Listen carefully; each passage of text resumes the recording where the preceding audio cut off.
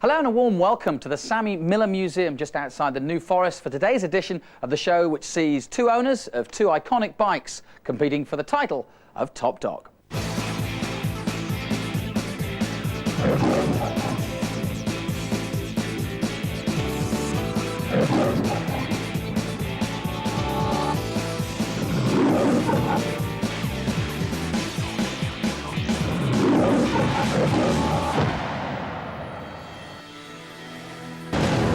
Now, when it comes to bikes, we've all got our favourites, but some people are quite fanatical about their two-wheeled friend, and we've got plenty of them on this show. We've also got a panel of experts whose job it is to pull apart the argument of the owners who believe that their bike really is the best in its class. More about them in a moment, though. First, it's a chance to meet our first owner, who really does believe that his bike is the dog's. My name is Peter Lancaster, and this bike is a Brough Superior SS100. This is the works racing bike, which is slightly different. Obviously doesn't have lights, and in its original days it had no front brakes. It was built in 27 to attack the world speed record for motorcycles, and it actually took the record in 29 at 129.05 miles an hour. It was owned by the factory until 1938, and they sold it off to the first private owner who raced it and used it at Brooklands to get his Gold Star badge. Now, he eventually died, whereupon the family put it away in storage, and I eventually managed to get it from them about 6 years ago, and I've been enjoying it ever since. For me, the Brough Superior is steeped in mystique, history, racing legend. It just sums up motorcycling for me. And here is Peter Lancaster with his Brough Superior. Welcome to the show. Thank you. Hello. And let's introduce you now to our panellists for the day, whose job it is to pull apart or say positive or negative things about these wonderful bikes and decide which one of them is the top dog. Well, first of all, it's Evan Cosmo of Cosmo Classic Motorcycles, who restores motorbikes. Alongside him, James Robinson, the editor of Classic Motorcycle. And finally, Steve Wilson, a journalist and classic motorbike expert. Well, gentlemen, the Rolls Royce here. We are quite honoured, I suppose. This really is a priceless bike in many ways, Steve. Absolutely right, yes. Rolls-Royce allowed Brough to call his product the Rolls-Royce of motorcycles, so that says it really.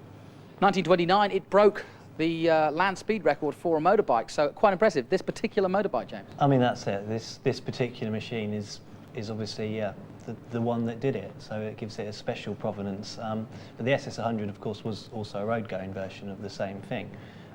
But this one is the race version. Yeah, so fantastic thing. And Cosmo, as an engineer and somebody who restores this sort of thing, you must be gushing to look at this. I wish I did restore this sort of thing. I haven't. I'm just in awe of it. What an awesome, superb bike. It is just. It is what it is, It's properly built for speed, isn't it? That's the thing. Yeah. It's a real speed machine, and it's very functional, and you can see that it wants to go quickly. But given the basics of it, the fact that it has very little or no suspension, the fact that it got up to that speeds at all, Steve, is quite incredible. They were heroes, the people that rode it, certainly on Brooklands, but even on the roads, because Lawrence of Arabia, as we know, had 7 Brough Superiors, and he's left us with some vivid descriptions of the hardships involved. What's its makeup? Engine from JAP, JA Prestwich Jap. That's a 1000cc OHV engine. I think it's important to remember that although Brough Superior were the top machine of their day, it wasn't actually manufactured really by George Brough himself. It was built from a collection of the best parts he could get and then put together to form like the pinnacle of machines at the time. Yeah, we're just talking about earlier on that the last ones had matchless engines indeed. Was that not right? Yeah, that's true. That's right. And James very correctly pointed out that critics would say that a Brough is built of several parts assembled from here, there and everywhere. But as he correctly said, it was specially selected parts, the best parts put together in one package, very cleverly designed to produce the ultimate superbike. The performance available, I mean, because although this one, like we said, is a race example, there were the same thing on the road, basically, which had fairly much the same features on it. It was a truly awesome performance for the period. I mean, we're talking the late 1920s, when a family car would do 35 miles an hour, a normal motorbike 40, 45, a sporting bike 65, 70, and these things were capable of over 100 miles an hour and actually came with a guarantee to that effect. Almost ahead of its time then, Steve. Very much so, yeah. 120 miles an hour, in fact, was not unknown. The most famous example again involves Lawrence of Arabia racing a Bristol fighter aircraft and pulling ahead of it on a flat Lincolnshire road.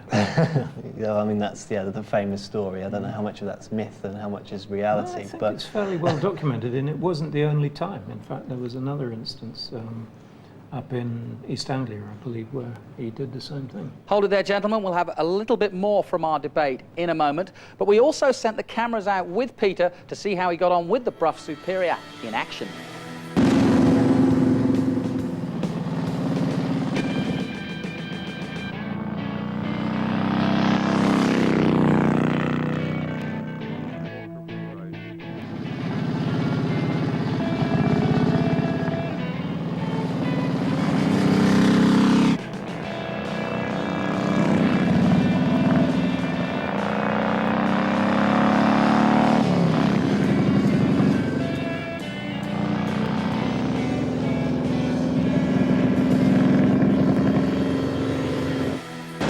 It's a world beater, but it did frighten me a little bit to see Peter out there really putting it through its paces, but it looks rather nice out there. And back to our panel for a sec. Now you've seen it in action, what are your thoughts now, Steve? I think it's so charismatic, and I think the one thing that Brough did contribute himself was the shape of that nickel-plated tank, which does top the thing off beautifully, visually. I think that's something quite true. It does have a real charisma to it. This example particularly because, of course, it has got such historical provenance. But I think it's something that Brough Superior did manage to sort of convey this sort of mystique about them and things like that, which continues to this day, and of course was helped by the likes of Lawrence of Arabia being associated with them. And it's just something that's kept going, really. You know, it's not so much a myth as a legend now. It's Cosmo, I know you won't get teary-eyed. You're not going to get mystique in this, are you? I'm in awe of the bike. You too. I've seen this particular bike at local shows in Sussex, and people just crowd around it. It's just, it's just awesome. It's got a certain something to it. It's so functional and so obviously powerful and fast and all the rest of it. I mean, it's a wonderful thing, and you know, a credit to the name, really. You know, the Brough Superior name is legendary, and this is a legendary example of a legendary mark. I suppose we better use the H word. I believe that the forks came from Harley-Davidson originally. Yes, 1925 Harley-Davidson forks, which were considered by George Brough to be the best pair of forks available at the time. So he used them on the early SS100 Broughs, subsequently copied them himself and patented them rather cheekily. And they are a very good set of forks, providing very good steering. Unfortunately, they don't hold a front brake very well, so they've had to be modified on this particular bike to suit a Triumph brake for modern usage. So Harley were less litigious than they are now, obviously. Evidently so. All right, that's enough of the talk for now. Let's talk about the facts. The Brough Superior SS100 was produced between 1920 and 1939. A V-twin Jap engine, 996 cc's, putting out a brake horsepower of about 50. Top speed of about 100 miles per hour. New, you could get it for £165. Now, though, it's priceless. Peter, now it's your chance to do that last plea, to turn to the panel and let us know why you think that this Brough Superior is this week's Dogs. I think this is particularly special because it's a big chunk of history. It was built in 27 to attack the world speed record. It successfully got the record in 29, but in between those times it was raced very successfully in sprints and at Brooklands in those years. It's been associated with 4 famous riders: Freddie Dixon, George Brough, Herbert Levac and Noel Mavrogidato, one after the other. it's just a chunk of living history, and it gets used. Thanks, Peter. Now you've heard his plea. It's time now for the panel to have another talk about this and see about its top dog potential. Now, the Vincent Black Shadow is coming up, so have a thought about that as you give us your thoughts. First of all, James. Well, I think you know, this is a very special example of a very special machine. So it's, you know, it really is an iconic icon. Cosmo. I absolutely love it, but due to its priceless nature and it's such a beast, I don't think I'd be brave enough to use one on the road. Steve. Well, Vincent were already challenging Brough Superior in the 30s, and for a very good reason, which no doubt we'll get into. All right, well, that's the thoughts of our panel at the moment, but will they change their minds when they've heard from our next owner? Because he certainly believes that his bike is the dog's. Vincent Black Shadow. Great bike, lovely bike. I feel it's got the legs on the Brough Superior. Time will tell, but the Vincent's the top dog. So which bike is going to be christened the dogs? Find out after this.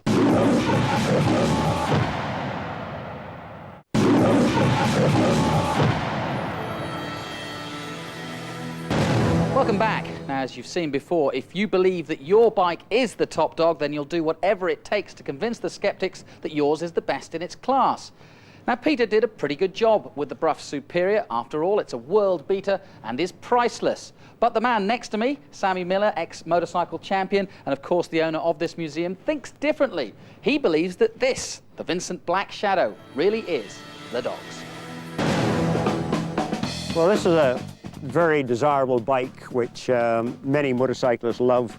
Vincent Black Shadow.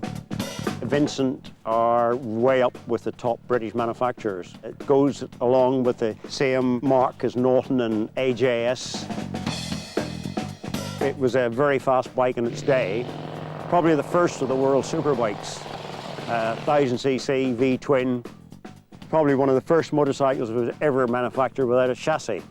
Hydraulic forks, cantilever back end, maximum speed about 125 miles an hour, so it was an outstanding touring bike of its time. Very desirable piece of machinery. To purchase one of these bikes in this condition would be an expensive exercise, but you can pick them up in rough condition, and part of the joy is rebuilding them and making them back to new and starting them up and running them and riding them. Well, Sammy Miller is here with us now. Thank you, first of all, for letting us come to your wonderful museum. Now, you've seen what Peter was saying about the Brough Superior, a tough job and a tough act to follow.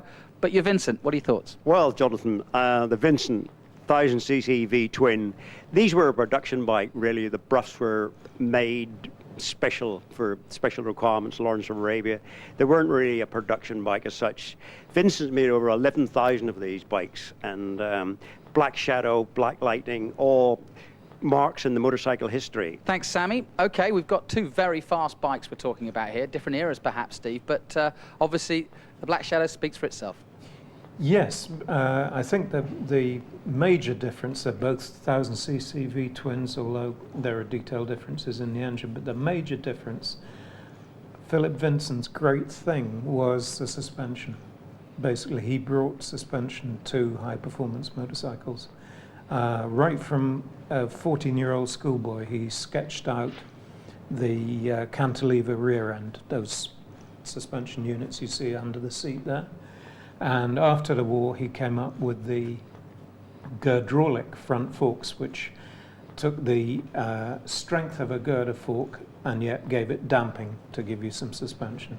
Cosmo, quite a lot of design uniqueness there, isn't there? Everything about the bike cries speed. You know, it's got twin vented brakes on the front, twin vented brakes on the rear, and it just cries speed. The flat handlebars, and again the top speed.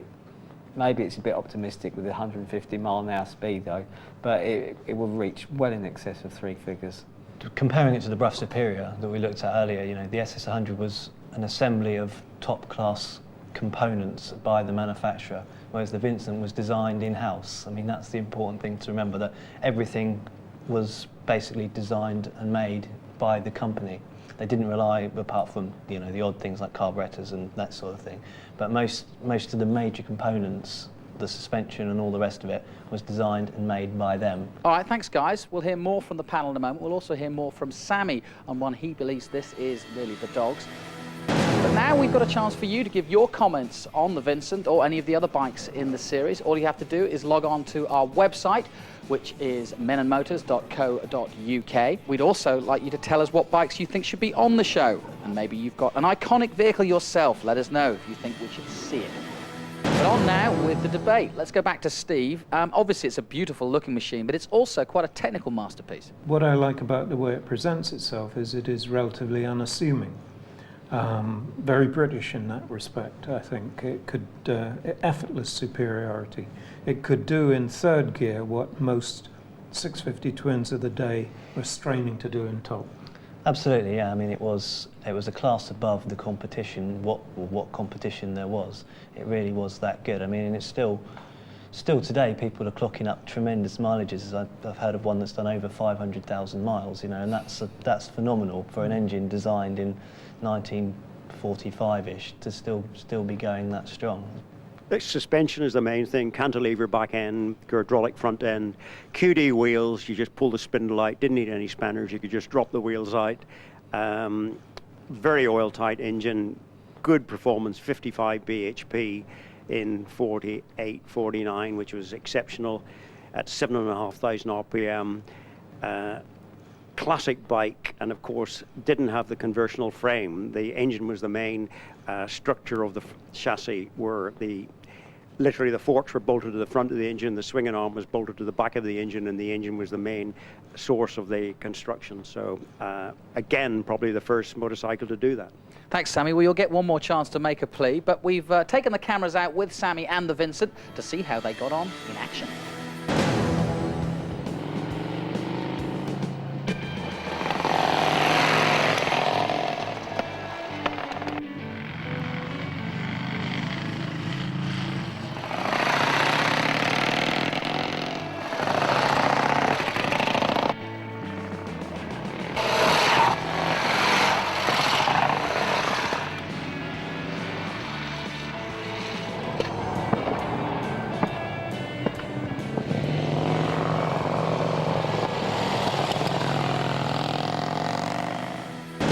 Well, a wonderful sight to see. I'm sure I could see him delivering those chocolates, those black ones, what were they called? But probably at speed. But let's get back to the debate. James, first of all, you've seen it now in action, and it really is a beautiful thing in motion, isn't it? Everything about it just looks good, and it sounds good, and it works brilliantly. And I mean, for its time, it's such a clever piece of engineering. It's not just a bed of roses. Sorry to put a black cloud over it. Having owned not a Shadow but a Rapide, same series as this, they do leak oil, unfortunately, because the breathing system on them isn't up to the crankcase. The crankcase pressure does get a bit high on them, and they do tend to weep a little bit. Another place where oil features sometimes is in the clutch, is as unique as anything else. Temperamental though, isn't it, the clutch? Well, if oil gets in it, it can slip badly. Yeah. But the answer is just drill the housing and let it out.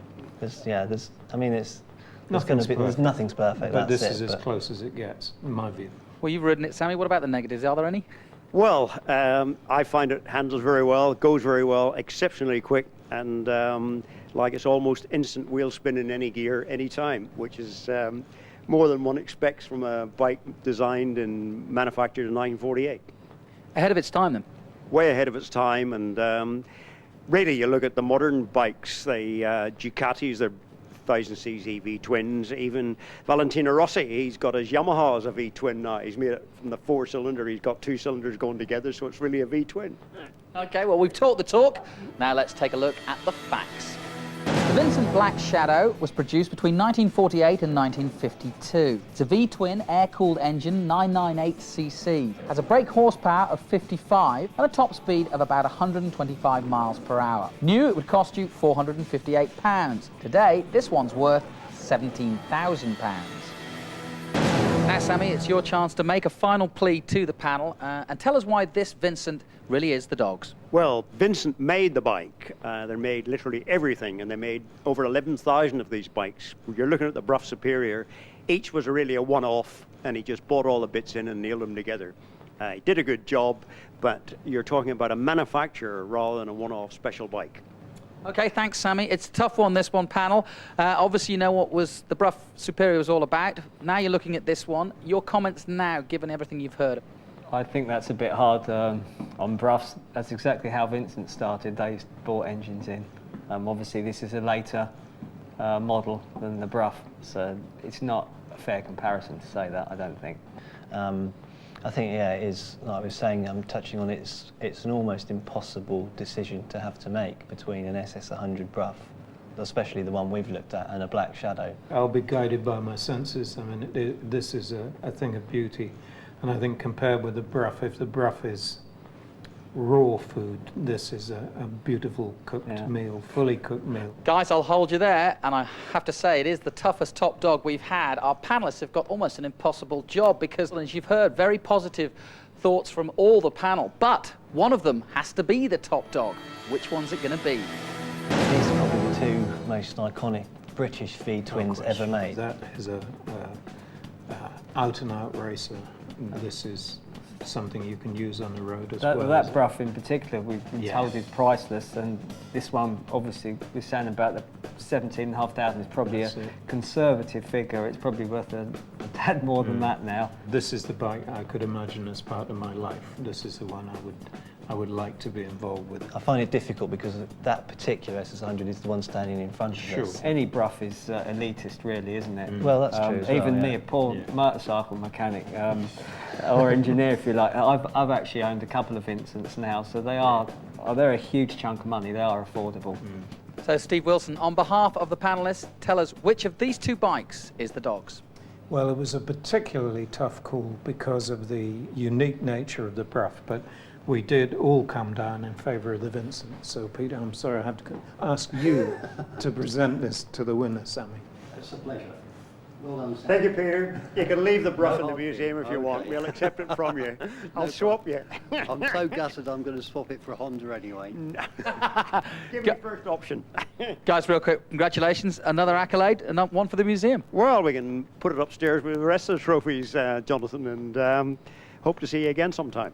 Thank you. And Peter, really, no loss, really. This is still a classic. No problem at all. It's been a pleasure.